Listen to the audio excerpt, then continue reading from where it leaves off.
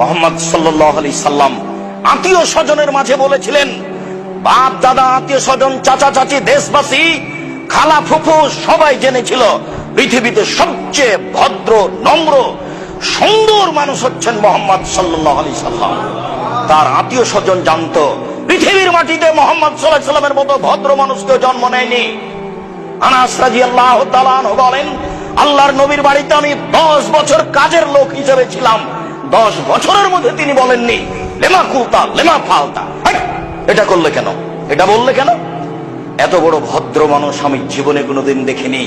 এই ভদ্র মানুষ সবার প্রিয় মানুষ, প্রিয় আত্মীয় স্বজনের কাছে বলেছিলেন আল্লাহ একজন সপ্তম আকাশের উপরে আছে। জাতির জনগণের আত্মীয় স্বজনের আল্লাহ ছিল 360 জন। আল্লাহ যদি ছেড়ে দিতে বলেন তাহলে মানুষ মেনে নেয় কি করে? তাই তো মানুষ বলেছিল এ কি যেমন তেমন আশ্চর্য, এ কি যেমন তেমন পথ, আল্লাহুস সামাদ।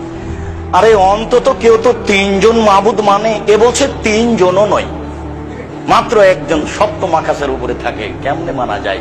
একে হত্যা করতে হবে, না হয় দেশ থেকে তাড়িয়ে দিতে হবে, নইলে জেলখানায় বন্দি করতে হবে, 3টের যে কোনো একটা করতে হবে। এটাই তাদের সিদ্ধান্ত। এত বড় ভদ্র নম্র মানুষের উপরে হক বলাও যেমন জটিল, হক মানাও তেমন কঠিন।